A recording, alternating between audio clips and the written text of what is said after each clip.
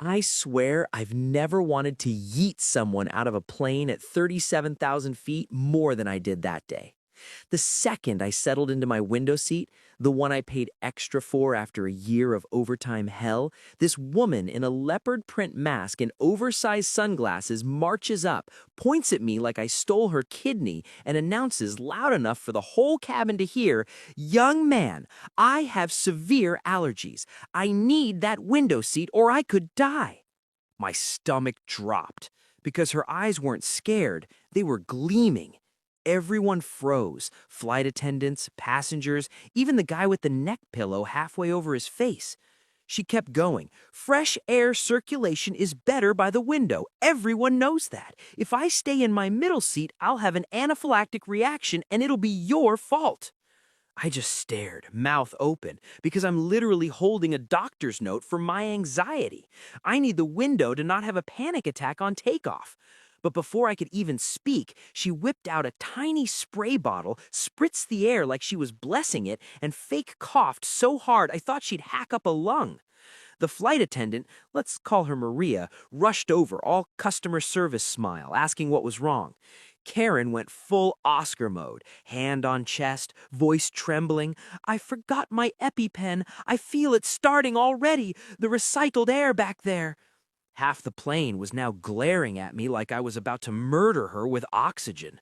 I felt my face burn. I'm 28. I look about 12 when I'm stressed, and I could already hear the whispers, "Just give her the seat, kid."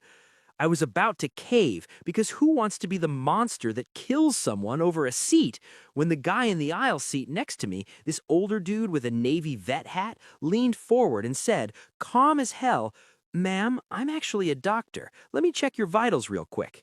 Karen's eyes went wide for a split second, like a deer that just realized the headlights are attached to a truck. But she recovered fast, clutching her throat. "Yes, please, hurry." The doctor, Dr. Mike, I learned later, pulled out a little pulse oximeter from his carry-on like it was normal luggage. "Finger, please." She hesitated, then stuck out a manicured hand dripping in rings. He clipped it on.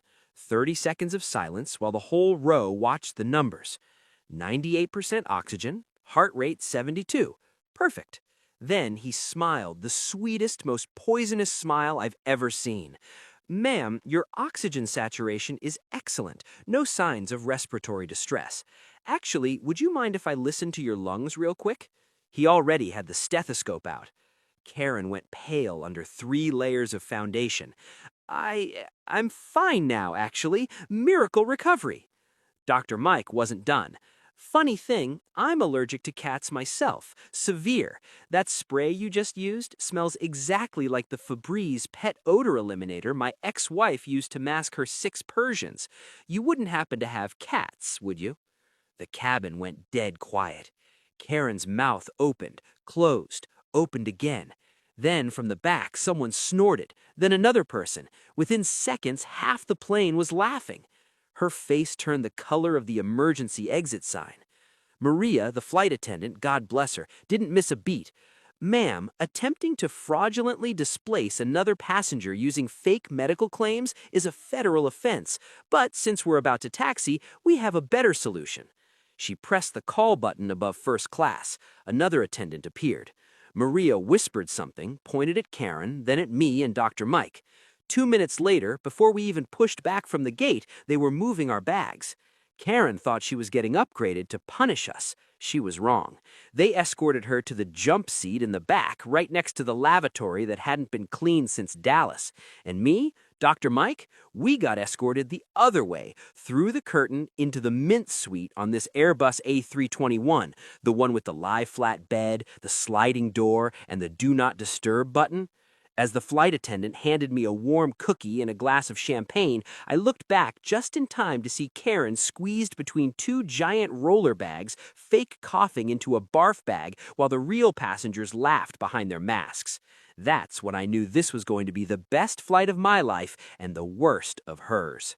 We'd barely leveled off at cruising altitude when the seatbelt sign dinged off and the real show started. I was still pinching myself, stretched out in the Mint suite like I'd won the lottery, when the curtain ripped open and there she was, Karen, red-faced, clutching a complaint form and a tiny bottle of hand sanitizer like a grenade. Apparently, the crew had let her out of the roller bag prison for safety reasons, but only after making her sign something. She spotted me immediately, eyes narrowing like laser sights. "You," she hissed, marching straight to our pod. "This is discrimination. I have a documented condition." Dr. Mike raised an eyebrow, sipping his complimentary whiskey. "Documented by WebMD, I'm guessing." The entire Mint cabin, maybe 12 people total, went silent. Phones came out. Someone whispered "World Star" under their breath. Karen ignored him and turned on me full volume. "I know your type. You millennials think the world owes you everything. I've been flying since before you were born, and I deserve respect."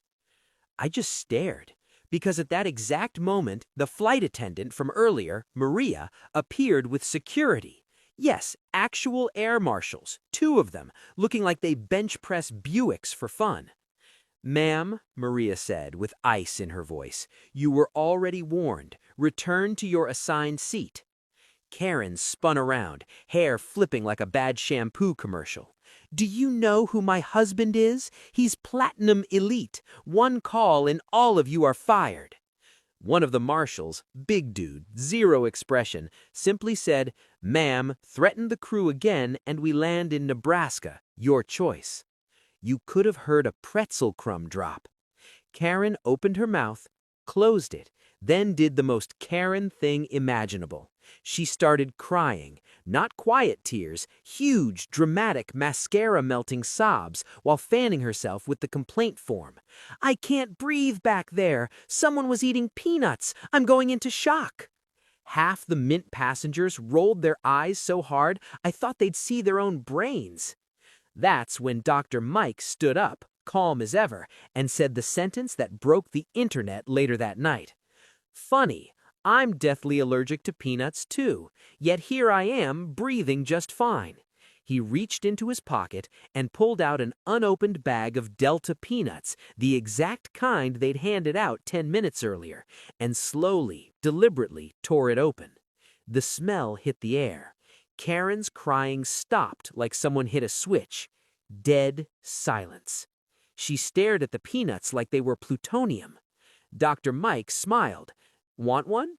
Karen took 1 step back, 2, then bolted down the aisle screaming, "I'm being assaulted," while passengers openly filmed her sprinting in 4-inch wedges. The marshals didn't even chase her. They just followed at strolling pace, radios crackling. Maria turned to us, shrugged, and said, "We'll handle it. Enjoy your flight." Then she closed the pod door, slid the privacy lock, and the Mint cabin erupted in applause. I thought that was the end. I was so wrong. 20 minutes later, the captain came on the PA. "Folks, quick update. We've had a passenger become disruptive. For everyone's safety, we're making an unscheduled stop in Kansas City to let local authorities speak with her." The plane actually cheered, like full-on football stadium cheered. That's when the teenage girl across the aisle, who'd been live streaming the whole thing on TikTok, leaned over and whispered, "Bro, you're at 1.2 million views already and climbing." Dr. Mike just raised his glass. To window seats and actual doctors. Little did I know, the real bombshell was still coming, and it wasn't about peanuts or allergies or even the seat. It was about why Karen needed that exact window on that exact flight so badly she was willing to fake a medical emergency in front of federal officers. And trust me, when the truth came out 40 minutes later from the cockpit, even the air marshals were shocked. We were somewhere over Iowa, sipping our 2nd round of champagne, when the cockpit door opened and the captain himself walked out, no hat, tie loosened, looking like a man who'd just seen a ghost. He stopped right in front of our pods, crouched down, and spoke so only Dr. Mike and I could hear. "Gentlemen, you're not going to believe what just came over from the TSA." My stomach flipped. Dr. Mike put his glass down. Captain continued. "That woman, her real name isn't Karen Miller. It's Karen Moretti. Ring any bells? It didn't to me, but Dr. Mike's face went stone cold.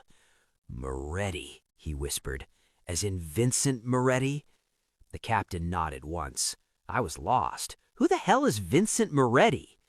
Dr. Mike turned to me, voice low. Biggest jewelry smuggler on the East Coast. Got indicted last year for moving $42 million in conflict diamonds through JFK. His wife skipped bail 3 weeks ago.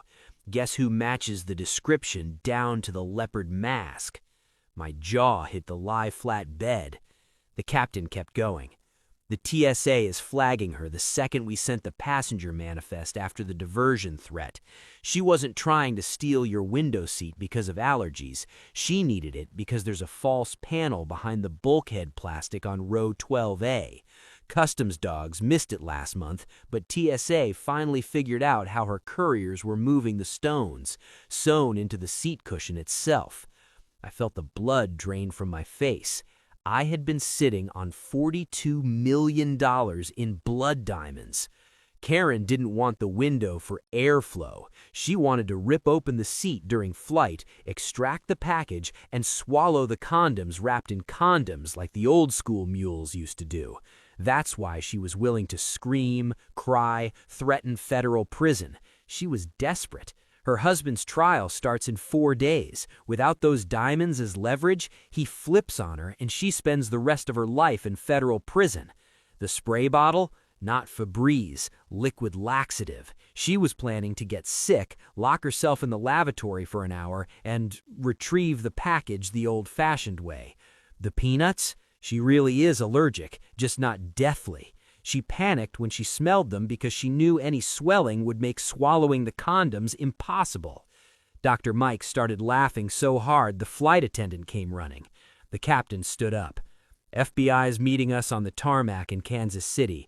They're letting us continue to JFK after they pull the stones, only because they want her on camera trying to access the seat.